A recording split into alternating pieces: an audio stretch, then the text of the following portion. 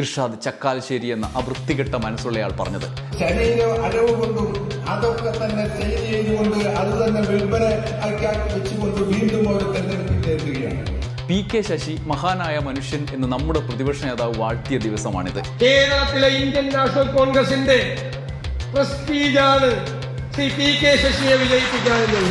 കേരള രാഷ്ട്രീയത്തിലെ നിലപാടുകളുടെ രാജകുമാരനാണ് ശ്രീ. ഇത് അവന്മാർക്കൊപ്പമാണ് എന്ന് അവർ തന്നെ പ്രഖ്യാപിക്കുകയാണ്. നമസ്കാരം. യു പ്രതിഭ, കായംകുളത്തെ സിറ്റിംഗ് MLA, CPIMന്റെ ഇപ്പോഴത്തെ സ്ഥാനാർത്ഥി, അവർ കരയുകയാണ്. ഇത് ഒരു കരച്ചിലല്ല, ഈ തെരഞ്ഞെടുപ്പ് കാലത്ത് വരുന്ന കരച്ചിലുകളിൽ ഒന്ന് മാത്രമാണ്. പക്ഷേ യു പ്രതിഭയുടെ കരച്ചിലിന് പിന്നിൽ ലോകത്തിലെ സ്ത്രീകളെ ആകെ കഴുകൻ കണ്ണുകളോടെ നോക്കുന്ന ഒരു വഷളൻ മുസ്ലിം ലീഗുകാരനായ ലംബടൻ നിന്ന് ചിരിക്കുന്നുണ്ട്. പണ്ടൊരിക്കൽ മുഖ്യമന്ത്രിയുടെ മകളെയും മുഹമ്മദ് റിയാസിനെയും ചേർത്ത് വ്യഭിചാരം എന്ന് പ്രയോഗിച്ച അതേ മുസ്ലിം ലീഗുകാരൻ്റെ പിൻഗാമി ഈ തെരഞ്ഞെടുപ്പിൽ സ്ത്രീവിരുദ്ധത, കുറ്റകൃത്യങ്ങളും ജൽപ്പനങ്ങളും ഒക്കെ കൂടി ഭരണം പിടിക്കാൻ പോകുന്ന പ്രതിപക്ഷത്തെ എങ്ങനെയെല്ലാം കുഴപ്പത്തിലാക്കുന്നു എന്ന് ഈ വീഡിയോയിൽ നമുക്ക് പരിശോധിക്കാം. അതിൻ്റെ ആദ്യ കാഴ്ച ഈ പ്രതിഭയുടെ കണ്ണീരിൽ നിന്നാണ്. ആദ്യം യു പ്രതിഭയുടെ കാര്യം എന്താണ് ഈ വാർത്താ സാഹചര്യം എന്ന് നോക്കാം. പ്രതിഭയ്ക്കെതിരെ എന്താണ് മുസ്ലിം ലീഗ് നേതാവായ UDFന്റെ കൺവീനർ, കായംകുളത്തെ കൺവീനറായ മഹാമാന്യൻ പറഞ്ഞത്? കേൾക്കാനും പറയാനും അറയ്ക്കുന്ന വർത്തമാനമാണ്. അതുകൊണ്ട് നമ്മൾ പ്രത്യേകിച്ചും അത് കേൾക്കണം എന്നാണ് എൻ്റെ അഭിപ്രായം. കാരണം ഇങ്ങനത്തെ ആളുകൾ ഇങ്ങനത്തെ വർത്തമാനം പറയുമ്പോൾ ഈ വർത്തമാനം എന്താണ് എന്ന് നമ്മൾ മനസ്സിലാക്കണം. അല്ലാതെ വിമർശിച്ചു, ആക്ഷേപിച്ചു എന്നൊക്കെ പറഞ്ഞ് മുഖ്യധാര മാധ്യമങ്ങൾ ഈ തെരഞ്ഞെടുപ്പ് കാലത്ത് UDFന് ഒരു പ്രതിസന്ധി ഉണ്ടാക്കണ്ട എന്ന് വിചാരിച്ച് ഒരു അവസരം ഉണ്ടാക്കണ്ട, അല്ലെങ്കിൽ പ്രതിഭയ്ക്കൊരു അവസരം ഉണ്ടാക്കണ്ട എന്നൊക്കെ വിചാരിച്ച് ഒതുക്കി നിർത്തുന്ന വാർത്തകൾ പോലെയല്ല. ഇത് നമ്മൾ കേൾക്കുകയാണ് വേണ്ടത്. ഇമാതിരി സാമൂഹ്യ വിരുദ്ധരൊക്കെ പലവിധ രാഷ്ട്രീയ പാർട്ടികളിലുണ്ട് എന്ന് തിരിച്ചറിയാനുള്ള അവസരമാണിത്. അദ്ദേഹം പറഞ്ഞത് ശരീര അഴക് വിൽപ്പനയ്ക്ക് വെച്ചുകൊണ്ട് ഒരു സ്ത്രീ വീണ്ടും തെരഞ്ഞെടുപ്പിനെ നേരിടുന്നു എന്നാണ്. ഇർഷാദ് ചക്കാലശ്ശേരി എന്ന ആ വൃത്തികെട്ട മനസ്സുള്ളയാൾ പറഞ്ഞത്. വീണ്ടും അവരുടെ നാട്ടുചാതുരി കൊണ്ടും ശരീര അരവ് കൊണ്ടും അതൊക്കെ തന്നെ സെയിൽ ചെയ്തുകൊണ്ട് അത് തന്നെ വിൽപ്പന വെച്ചുകൊണ്ട് വീണ്ടും അവർ തെരഞ്ഞെടുപ്പിലെത്തുകയാണ്. വിളിച്ചു പറഞ്ഞത് ഈ നാടിനോട് ആര് കൂടെ ഇരിക്കുമ്പോഴാണ് UDFന്റെ തെരഞ്ഞെടുപ്പ് കൺവെൻഷനിലാണ് പറഞ്ഞത്. ഏറ്റവും രസകരമായ കാര്യം, ഈ പ്രയോഗം വന്നിട്ട് ദിവസം ഒന്ന് കഴിഞ്ഞിട്ടും പ്രമുഖ നേതാക്കൾ ആരും അയാളെ എതിർക്കാനോ അയാളെ വിമർശിക്കാനോ അവരുടെ പാർട്ടിക്കാർ എത്തിയില്ല എന്നതാണ്. എതിർ പാർട്ടിക്കാർ എത്തുമല്ലോ, സ്വാഭാവികമായിട്ടും എത്തും. എങ്കിൽ സാധാരണ മുഖ്യധാരയിലെ മനുഷ്യന്മാരും എത്തും, അവരൊക്കെ പറയുന്നുണ്ട്. പക്ഷേ അദ്ദേഹത്തിനൊപ്പം സഞ്ചരിക്കുന്ന കോൺഗ്രസ് മുതൽ മുസ്ലിം ലീഗ് വരെയുള്ള പാർട്ടികളിൽ നിന്നും മുഖ്യധാരയിൽ ഒരാൾ എത്തിയിട്ടില്ല എന്നാണ്. ആ വേദിയിൽ പോട്ടെ, ദിവസം 3 നേരം വാർത്താ സമ്മേളനം വിളിക്കുന്ന പ്രതിപക്ഷ നേതാവിന് ഇന്നത്തെ ദിവസം ആ കാര്യത്തെക്കുറിച്ച് പ്രതികരിക്കാൻ നാവിറങ്ങിപ്പോയി. എല്ലാ പ്രധാന നേതാക്കൾക്കും വേണ്ടി ഞാൻ ക്ഷമ ചോദിക്കുന്നു എന്ന് ഗതികെട്ട് എതിർ സ്ഥാനാർത്ഥി പാവപ്പെട്ട ലിജുവിന് പറയേണ്ടി വന്നു.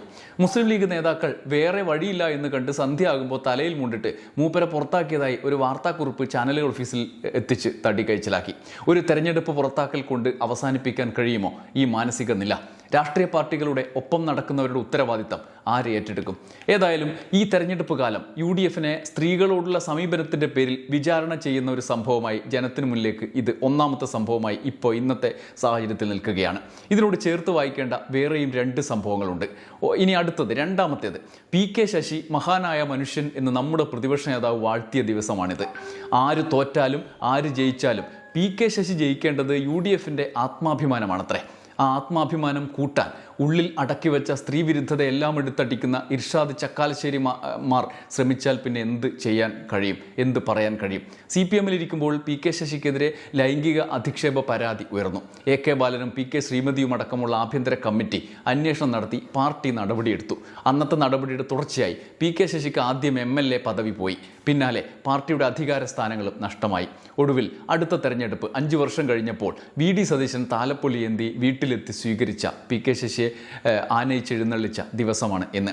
ഈ ദിവസം നമ്മൾ ഓർക്കുന്ന കുറേ പ്രതികരണങ്ങളുണ്ട്. അതിൽ VD സതീശൻ മുതൽ അങ്ങോട്ട് സകല കോൺഗ്രസ് നേതാക്കളും ഇക്കാലം അത്രയും പറഞ്ഞുകൊണ്ടിരുന്ന ആരോപണങ്ങൾ, പി കെ ശശിക്കെതിരെ പറഞ്ഞുകൊണ്ടിരുന്ന ആരോപണങ്ങളുണ്ട്.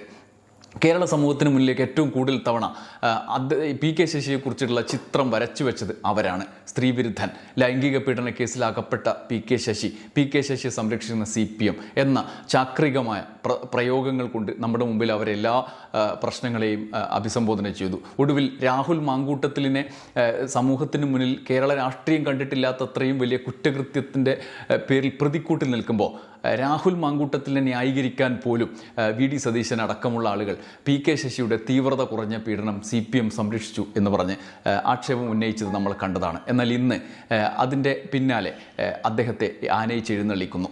ഒടുവിൽ നടപടി CPM എടുത്തതിന് ശേഷം ഇയാളെ നമുക്കെടുക്കാം എന്ന് UDFും വി.ഡി. സതീശനും തീരുമാനിച്ചു.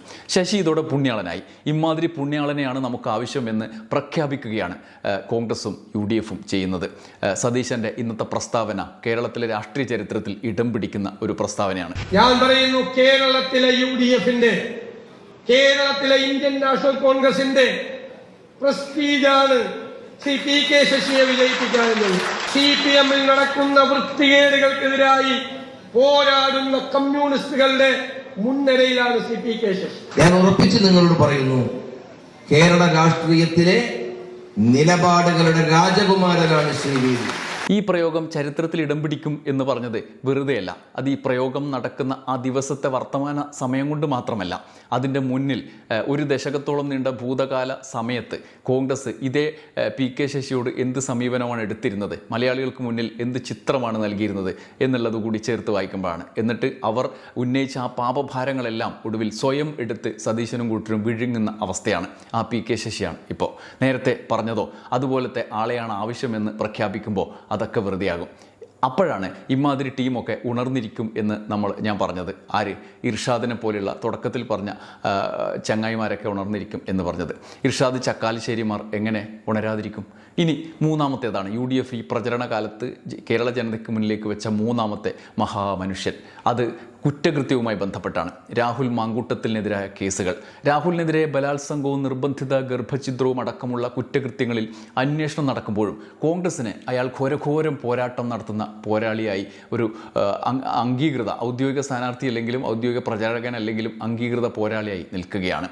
ഒപ്പം രാഹുൽ മാങ്കൂട്ടത്തിൻ്റെയും ഷാഫി പറമ്പിലിൻ്റെയും ഒക്കെ ചങ്ങാതിയായ രമേഷ് പിഷാരടി പാലക്കാട് പിൻഗാമിയായി അവിടെ നിൽക്കുകയും ചെയ്യുന്നു. ഓരോ ദിവസവും സോഷ്യൽ മീഡിയ പേജിൽ വന്ന് രാഹുലും അയാളുടെ സൈബർ കോൺഗ്രസ് പടയും രാഹുലിനെതിരായ പരാതിക്കാരി അല്ലെങ്കിൽ അതിജീവിതമാരോട് കാണിക്കുന്ന ക്രൂരത, സൈബർ അറ്റാക്ക് കമൻറ്റുകളിൽ നിന്ന് വ്യക്തമാണ്. ഏറ്റവും ഒടുവിൽ പിണറായി വിജയൻ പഴയൊരു ചായക്കപ്പിനെ കുറിച്ച് പറഞ്ഞതെടുത്തിട്ട് ചെയ്ത ചെയ്തികൾ ഇപ്പോഴും ഫേസ്ബുക്കിലുണ്ട്. അധികം ദിവസമായിട്ടില്ലല്ലോ. അന്ന് അതിനെ പിന്തുണച്ച് വി.ഡി. സതീശനും രംഗത്തെത്തി. അതോടെ രാഹുൽ വീണ്ടും ഊർജിതനായി രംഗത്തിറങ്ങി. ചർച്ചയായി. മുഖ്യമന്ത്രി പറഞ്ഞതുപോലെ സംരക്ഷകരെയും പീഡകരെയും ചുറ്റും കാണാവുന്ന ഒരു വട്ടമായി ആ സംഭവം മാറി. ഒരർത്ഥത്തിൽ അത് നന്നായി. ഈ തെരഞ്ഞെടുപ്പ് കാലത്ത് ഒരിക്കൽ കൂടി ഈ രാഷ്ട്രീയ മറച്ചു പിടിക്കാനുള്ള രാഷ്ട്രീയത്തിൻ്റെ ഡീൽ ചർച്ചകൾക്കിടയിൽ യഥാർത്ഥ സംഭവങ്ങൾ നമുക്ക് മുന്നിലേക്ക് വന്നു. എന്നിട്ട് ഏറ്റവും ഒടുവിൽ നോക്കൂ, സുപ്രീം കോടതിയിൽ അതിജീവിതക്കെതിരായ ഹൈക്കോടതി പരാമർശം നീക്കിയ വിധി വന്നു. അതിനെതിരായി മാങ്കൂട്ടത്തിൽ സൈബർ പടയ്ക്ക് മുന്നിൽ ഒരു പുതിയ വിഷയം ഇട്ടുകൊടുക്കുകയാണ്. ഇന്നത്തെ രാഹുൽ മാങ്കൂട്ടത്തിൻ്റെ പോസ്റ്റ് ആദ്യം നമുക്ക് നോക്കാം. രാഹുൽ എഴുതുന്നു, കഴിഞ്ഞ കുറേ നാളായി ഒരു സംഘം സർക്കാർ വാലാട്ടികളായ അടിമ മാധ്യമ തൊഴിലാളികളുടെ അജണ്ടയിലാണ് എനിക്കെതിരെയുള്ള കേസുകളുടെ വാർത്ത പോകുന്നത്. ഇന്നും അത്തരം വാർത്ത തന്നെയാണ് ഞാൻ പ്രതീക്ഷിച്ചത്. ആ വാർത്ത അവർ തെറ്റിച്ചുമില്ല. എനിക്കെതിരെ ആദ്യ പരാതിക്കാരി ഹൈക്കോടതി നൽകിയ മുൻകൂർ ജാമ്യം റദ്ദ് ചെയ്യണമെന്ന് പറഞ്ഞ് സുപ്രീം കോടതിയിൽ പോയിരുന്നു. ആ പോയതിന് പൊടിപ്പും തൊങ്ങലും വെച്ച് നല്ല പ്രാധാന്യം ഈ അടിമ സംഘം കൊടുത്തു. ഇന്നാണ് ആ ഹർജി സുപ്രീം കോടതി പരിഗണിച്ചത്. എന്നാൽ സുപ്രീം കോടതി ആ ഹർജി ഫയലിൽ പോലും സ്വീകരിക്കാതെ തള്ളിക്കളഞ്ഞു. എന്നിട്ടും ചിലരുടെ വാർത്ത രാഹുൽ മാങ്കൂട്ടത്തിന് തിരിച്ചടി എന്നാണ്. യാഥാർത്ഥ്യം പറഞ്ഞാൽ സുപ്രീം കോടതിയിൽ എനിക്കൊരു അഭിഭാഷകൻ പോലും ഇല്ലായിരുന്നു. എനിക്ക് നോട്ടീസ് പോലും തരാതെ സുപ്രീം കോടതിയുടെ സ്വന്തം ബോധ്യത്തിലാണ് ഹൈക്കോടതി നൽകിയ മുൻകൂർ ജാമ്യം നിലനിർത്തിയത്. ഒരു സംഘം അടിമകളായ മാധ്യമപ്രവർത്തകർ ശ്വാസം അടക്കിപ്പിടിച്ച് എത്ര വായിട്ടലച്ചാലും ശബ്ദ മലിനീകരണം ഉണ്ടാകുമെന്നല്ലാതെ ഒരു കാര്യവും ഉണ്ടാകാൻ പോകുന്നില്ല. കാരണം ആദ്യ ദിവസം തൊട്ട് ഞാൻ പറഞ്ഞിട്ടുള്ളതുപോലെ ഈ വിഷയത്തിൽ ഈ രാജ്യത്തെ ഒരു നിയമങ്ങൾക്കും വിരുദ്ധമായി ഒന്നും ചെയ്തിട്ടില്ല. സെഷൻസ് കോടതി തൊട്ട് സുപ്രീം കോടതി വരെ ഇന്നത്തെ ദിവസം വരെ നിങ്ങൾ ഒരു സംഘം അടിമ മാധ്യമ തൊഴിലാളികൾ പടച്ചുവിട്ട ഏതെങ്കിലും ഒരു ആരോപണം ഏതെങ്കിലും കോടതി ശരിവെച്ചിട്ടുണ്ടോ? നിങ്ങൾ വിളിച്ചുകൂവിയ ഏതെങ്കിലും ആരോപണങ്ങൾക്ക് തെളിവിൻ്റെ ഒരു ചെറിയ കടലാസ് കഷ്ണം ഹാജരാക്കാൻ പറ്റിയോ? ആദ്യം മുതലേ ഞാൻ പറയും പോലെ എത്ര വൈകിയാലും സത്യം വരും. ഗൂഢാലോചനയുടെ ഉൾപ്പെടെ കൃത്യമായ തെളിവുകൾ കയ്യിലുള്ള ആത്മവിശ്വാസത്തിൽ പറയുന്നു. ആ സത്യം കോടതിക്ക് ബോധ്യമായതുപോലെ നാട്ടിലെ എല്ലാവർക്കും ബോധ്യമാവും. നിങ്ങൾ നാടകീയമായി അവതരിപ്പിച്ചാലും ബഹളം വെച്ചാലും കള്ളം സത്യമാകില്ല, എൻ്റെ ഭാഗത്താണ് ശരി, അതൊന്നും കാര്യമാക്കേണ്ട, നിങ്ങൾ വാങ്ങിയ പൈസക്കുള്ള പണി ചെയ്യൂ അടിമകളെ എന്നാണ് രാഹുൽ മാങ്കൂട്ടത്തിൽ പറയുന്നത്. അപ്പോൾ നമ്മൾ ഇത്രയും കാലം കണ്ടതൊക്കെ ഫേക്കാണെന്ന് മാങ്കൂട്ടത്തിൽ പറയുകയാണ്. രാഹുൽ മാങ്കൂട്ടത്തിൽ നിർബന്ധിത ഗർഭഛിദ്രത്തിന് നിർബന്ധിക്കുന്ന ശബ്ദരേഖ അടക്കം, പരാതിക്കാരിയെ ഭീഷണിപ്പെടുത്തുന്ന ശബ്ദരേഖ അടക്കം നമ്മൾ അതേ ശബ്ദത്തിൽ കേട്ടതാണ്. ഇന്ന് വരെ നിഷേധിക്കാൻ പോലും പറ്റാത്ത വിധം പ്രതിരോധത്തിൽ നിൽക്കുന്ന രാഹുൽ മാങ്കൂട്ടം. എന്നിട്ട് ഈ മട്ടിൽ തെരഞ്ഞെടുപ്പ് കാലത്ത് ഒന്നും കൂടി മുഖ്യധാരയിലേക്ക് വരാനുള്ള പ്രതീക്ഷയോടുകൂടി നിരന്തരമായി ഇതുപോലെ സോഷ്യൽ മീഡിയയിൽ ആക്ഷേപിക്കുകയും എതിരായി വരുന്ന വാർത്ത റിപ്പോർട്ട് ചെയ്യുന്ന ആളുകൾക്കെതിരെ ആക്ഷേപം ഉന്നയിക്കുകയും പരാതിക്കാരെ സൈബർ പടയ്ക്ക് ഇട്ടുകൊടുക്കുകയും ചെയ്യുന്ന പണി നന്നായി ചെയ്യുന്നുണ്ട് എന്നുള്ളതാണ്. കോൺഗ്രസ്സുകാർ അത് ഷെയർ ചെയ്യുന്നു, പ്രചരിപ്പിക്കുന്നു, ആരാധകർ സൈബർ അറ്റാക്ക് നടത്തുന്നു. എന്താണ് രാഹുൽ അടിമകൾ എന്ന് വിളിച്ച ആ വാർത്ത റിപ്പോർട്ട് ചെയ്തവരെ കുറിച്ച് പറഞ്ഞത് എന്തുകൊണ്ടാണ് നിങ്ങൾ ആലോചിച്ചിട്ടുണ്ടോ? അതായത് ഇനി ആരും എനിക്കെതിരെ റിപ്പോർട്ട് ചെയ്യുമ്പോൾ ഈ പ്രയോഗം ഇനിയും വരും, ആലോചിക്കണം എന്നുള്ളതാണ്. നിഷ്പക്ഷ മുഖം മൂടിയണിഞ്ഞ് ചാനലുകളിലും മുഖ്യധാരയിലും ഒക്കെ വന്നിരിക്കുന്ന ആളുകൾ രാഹുലിനെ പോലുള്ളവരുടെ വാക്കുകളെടുത്ത് പ്രയോഗിക്കും. അതുകൊണ്ട് ഞങ്ങൾ കൂട്ടം ചേർന്ന് നിങ്ങളെ കൈകാര്യം ചെയ്യുമെന്നുള്ള മുന്നറിയിപ്പ് അതിനകത്തുണ്ട്. അപ്പോൾ നമുക്ക് എന്താണ് രാഹുൽ ഇന്ന് പറഞ്ഞ ഈ വാക്കുകളുടെ അടിസ്ഥാനം എന്ന് നോക്കണ്ടേ? ഇന്നത്തെ വിധി എന്താണ്? രാഹുലിന് തിരിച്ചടിയല്ലേ എന്നുള്ളതാണ് നമ്മൾ നോക്കേണ്ടത്. അത് ഈ വാർത്തകൾക്ക് നിങ്ങൾക്ക് മനസ്സിലാവും. രാഹുലിൻ്റെ പോസ്റ്റ് മാത്രം വായിച്ചിട്ട് കാര്യമില്ല. അതായത് രാഹുലിൻ്റെ ജാമ്യ ഹർജിയിൽ ഹൈക്കോടതി നൽകിയ പരാമർശത്തിൽ 4 പരാമർശങ്ങൾ സുപ്രീം കോടതി നീക്കി. രാഹുലിന് കേസ് മുന്നോട്ട് കൊണ്ടുപോകാൻ ഉള്ള പ്രധാനപ്പെട്ട 4 വാദങ്ങളായിരുന്നു ഈ ഹൈക്കോടതി മുന്നോട്ട് വെച്ചിരുന്നത്. അത് അതിജീവിതയുടെ കേസിനെ ദുർബലപ്പെടുത്തും വിധമുള്ള വാദങ്ങൾ, അവരുടെ വിശ്വാസ്യതയെ ചോദ്യം ചെയ്യുന്ന പ്രതിയായ മാങ്കൂട്ടത്തിൻ്റെ വാദങ്ങളെ ബലപ്പെടുത്തുന്ന നിരീക്ഷണങ്ങൾ. അതിൽ പിടിച്ചാണ് രാഹുലിൻ്റെയും കൂട്ടരുടെയും പ്രചരണവും പ്രതിരോധവും. എന്നാൽ ഹൈക്കോടതി വിധിയോടെ അതിന് തിരിച്ചടി നേരിട്ടു. ആ ഭാഗം സുപ്രീം കോടതി വിധിയോടെ അതിന് തിരിച്ചടി നേരിട്ടു. ആ ഭാഗം സുപ്രീം കോടതി നീക്കി. ആ വാർത്തയെ പറ്റിയാണ് മാങ്കൂട്ടത്തിൽ പറയുന്നത് തിരിച്ചടി അല്ല എന്ന്. അതിനപ്പുറത്തൊരു തിരിച്ചടി ഈ കേസിൽ ലഭിക്കാനില്ല എന്നതാണ്. തെരഞ്ഞെടുപ്പ് പ്രചരണ കാലത്ത് സ്വയം പ്രതിരോധം തീർക്കാനും അതിന് പിന്നാലെ പാർട്ടിക്കാരെ അണിനിരത്താനും ഉള്ള വലിയ സോഷ്യൽ മീഡിയ സെറ്റപ്പ് രാഹുൽ മാങ്കൂട്ടത്തിൻ്റെ കയ്യിലുണ്ട്. അതുവഴി ഈ തന്ത്രം നടപ്പാക്കാം എന്നുള്ളതാണ്. ഇനിയും തനിക്കെതിരായി വാർത്തകൾ വരുമ്പോൾ അത് റിപ്പോർട്ട് ചെയ്യപ്പെടാതിരിക്കാനുള്ള ഒരു നേരത്തെയുള്ളൊരു കുതന്ത്രം കൂടിയായിരിക്കാം ഈ അധിക്ഷേപവും. അത് ഏൽക്കേണ്ടി വരും എന്നുള്ള മുന്നറിയിപ്പും. അതുകൊണ്ട് ചില മുഖ്യധാര ചാനലുകൾ അടക്കം വെറുതെ ബുദ്ധിമുട്ടിക്കേണ്ട വെച്ചിട്ട് ഇത്തരം വാർത്തകൾ റിപ്പോർട്ട് ചെയ്യുന്നു പോലുമില്ല എന്ന് നിങ്ങൾക്ക് അറിയാലോ. വലിയ വാർത്തകളാണ് സുപ്രീം കോടതിയിൽ ഉണ്ടായിരിക്കുന്ന അതായത് ഇത് എപ്പോഴാണ് ഉണ്ടാകുന്നത് എന്നുള്ളത് നിങ്ങൾ നോക്കണം. സുപ്രീം കോടതിയിൽ ആദ്യ പരാതിക്കാരി 10 ഇരകളുടെ 10 വിശദാംശങ്ങൾ ഉൾപ്പെടുത്തി സീൽ വെച്ച കവറിൽ സുപ്രീം കോടതി മുന്നിൽ ഒരു കാര്യം നൽകിയിട്ടുണ്ട്. അതിൻ്റെ തുടർച്ചയായിട്ടാണ് ഈ 4, അതായത് പരാതിക്കാരിയെക്കുറിച്ച് ഉന്നയിച്ച കാര്യങ്ങൾ തെറ്റാണ് എന്ന് മനസ്സിലാക്കി. അപ്പോൾ ആ പരാതി ബോധ്യപ്പെട്ടിട്ടുണ്ട് എന്ന് വേണം നമുക്ക് മനസ്സിലാക്കാൻ. അതിൻ്റെ തുടർച്ചയായിട്ടാണ് ഉന്നയിച്ച കാര്യങ്ങളിൽ ഹൈക്കോടതി പറഞ്ഞ 4 കാര്യങ്ങൾ വെട്ടിയത് അല്ലെങ്കിൽ റദ്ദാക്കിയത്. മുഖ്യമന്ത്രിയുടെ കപ്പിൽ പിടിച്ച് അതിജീവിതക്കെതിരായ സൈബർ അറ്റാക്കിന് കുടപിടിക്കും വിധം VD സതീശൻ രംഗത്തെത്തിയതും ഇതിനോട് ചേർത്ത് വായിക്കണം. എന്നാൽ ഈ തെരഞ്ഞെടുപ്പ് കാലത്ത് രാഹുൽ മാങ്കൂട്ടത്തിനൊപ്പം നിലം കൊണ്ട രമേശ് പിഷാരടി പാലക്കാട് സ്ഥാനാർത്ഥി കൂടിയാണ് എന്നുകൂടി മനസ്സിലാക്കുമ്പോൾ ആണ് UDF ഈ തെരഞ്ഞെടുപ്പിൽ ആർക്കൊപ്പം എന്ന ചോദ്യം ഉയരുന്നത്.